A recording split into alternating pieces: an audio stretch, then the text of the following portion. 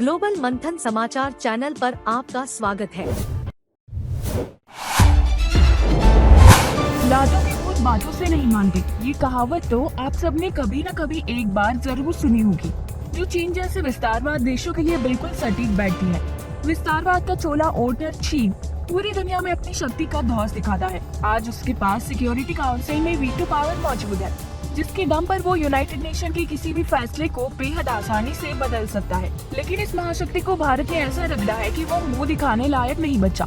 गलवान और तवांग हिंसा में भारतीय सैनिकों को छेड़कर चीन ने कितनी बड़ी गलती की थी, आज उसे भारत पहुंचने के बाद पता चल गया है। भारत पहुंचकर चीन का रक्षा मंत्री सोच रहा था कि उसका भव्य स्वागत होगा। उसके स्वागत में रेड कारपेट और कालीन बिछाई जाएगी। उसने सोचा था कि भारत के रक्षा मंत्री गुलाब का फूल लेकर एयरपोर्ट पर उसका इंतजार कर रहे होंगे, लेकिन राजनाथ सिंह ने चीन के रक्षा मंत्री के साथ वो हाल किया है जो आज तक किसी ने चीन के खिलाफ करने की कोशिश तक नहीं की होगी। राजनाथ सिंह ने चीनी रक्षा मंत्री की इंटरनेशनल बेइज्जती करते हुए सरेआम धोया है और अकल ठिकाने लगाते हुए कहा है कि जब तक सीमा पर तुम अपना धौंस दिखाओगे तब तक हमारे तेवर भी तुम्हें चलाएंगे। भारत के रक्षा मंत्री ने खुली चेतावनी देते हुए चीन को समझा दिया है कि ये भारत दबने वाला नहीं है। अगर भारत को दबाने की कोशिश की गई तो इतना भारी विस्फोट होगा जिसका धमाका सुनने से पहले ही बीजिंग मिट्टी में मिल जाएगा। मीटिंग के दौरान रक्षा मंत्री राजनाथ ने चीनी जनरल ली शांगफो से हाथ नहीं मिलाया था, जिसके बाद ड्रैगन की ईंट निकल गई और उसने भारत के बारे में जो तारीफ की है वो बेहद चौंकाने वाली है। खबर आ रही है कि वीडियो देखकर चीनी रक्षा मंत्री का बॉडी लैंग्वेज बेहद बदला सा लग रहा था। वैसे तो ये जनरल काफी अकड़ कर चलता है, लेकिन भारत पहुंचकर इसकी सारी अकड़ निकल गई थी। राजनाथ सिंह ने जब इस जनरल को झटके देने शुरू किए तब इसे समझ आया कि भारत से पंगा लेना ठीक नहीं, और वो अचानक भारत के बारे में मीठी मीठी बातें करने लगा, जिसे सुनकर खुद अमेरिका और रूस भी हैरान है। दोस्तों, आप सभी जानते हैं कि भारत और चीन के बीच पिछले कुछ सालों से सीमा पर तनाव बरकरार है और इसी वजह से हमारे भारत ने रक्षा बजट पर जमकर पैसे लुटाए। भारतीय हथियारों और मिसाइलों को देखकर चीनी जनरल पहले से भयभीत थे, जो भारत के महाविध्वंसक इंटरकॉन्टिनेंटल अग्नि 6 मिसाइल को लेकर कई बार संयुक्त राष्ट्र में रो चुके हैं। चीन का मानना है कि भारत के पास इस वक्त ऐसे मिसाइल है जो चीन को किसी भी कोने के पल भर में तबाह कर सकते हैं। ऐसे में वो भारत से अब दुश्मनी नहीं बल्कि हाथ मिलाने के लिए बेचैन रहता है। लेकिन जमीन का भूखा चीन बॉर्डर पर अपनी पैर पसरने से पीछे नहीं रहता। इसी कारण एलएसी पर हमेशा तनाव बना रहता है। इस तनाव के बीच हाल ही में शंघाई कॉर्पोरेशन ऑर्गेनाइजेशन की बैठक हुई, जहां चीन अचानक रोने लगा है और भारत से सहानुभूति हासिल करने के लिए आंसुओं की गंगा बहा रहा था। लेकिन चाणक्य नीति को फॉलो करते हुए राजनाथ सिंह ने दुश्मन को संभालने का एक भी मौका नहीं दिया। उन्होंने जमकर कुटाई की। राजनाथ सिंह ने चीनी जनरल के छक्के छुड़ाते हुए औकात दिखाया और बता दिया कि अगर भारत के 1 इंच पर भी कब्जा करने की कोशिश की तो ऐसे मिसाइल लॉन्च किए जाएंगे जो न केवल बीजिंग की बत्ती गुल कर देंगे, बल्कि आने वाली 100 पीढ़ियां मंदिर की घंटी बचाने लायक नहीं बचेगी। इस बैठक में रक्षा मंत्री राजनाथ सिंह ने कड़ा संदेश देते हुए अपनी चीनी समकक्ष जनरल ली शांगफो के साथ हाथ नहीं मिलाया, जबकि चीनी जनरल बार बार राजनाथ सिंह से हाथ मिलाने की कोशिश करता रह गया। राजनाथ सिंह ने साफ तौर पर कहा कि जब तक सीमा पर शांति नहीं तब तक ढंग से कोई बातचीत नहीं होगी। हाथ मिलाना तो दूर की बात है।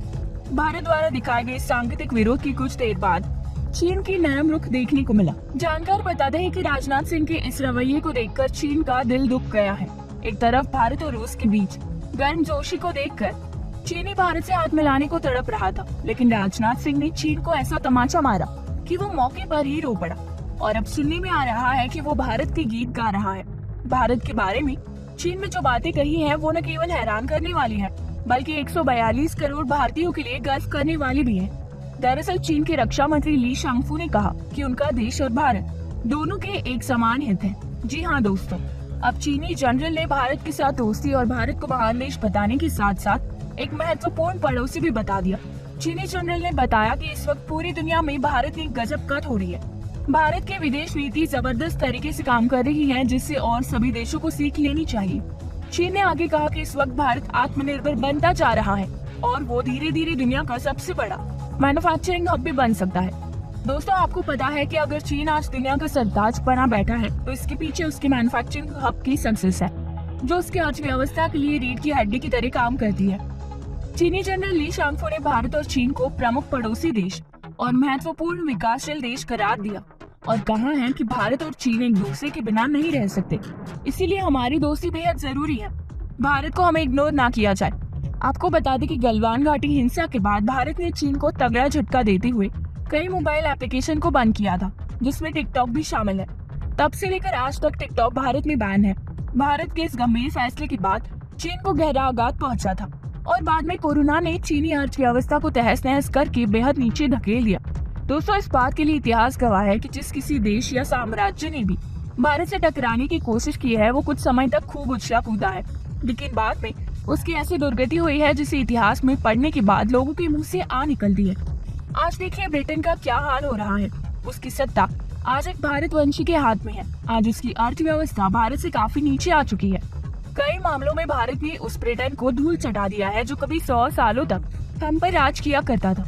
चीनी जनरल ने आगे सफाई देते हुए कहा कि चीन और भारत के बीच जितने मतभेद है, उनकी तुलना में दोनों ही देश कहीं ज्यादा साझा हित रखते हैं। उनका कहना था कि हमें आपसी मतभेदों को भुलाकर एक साथ चलने का समय आ गया है।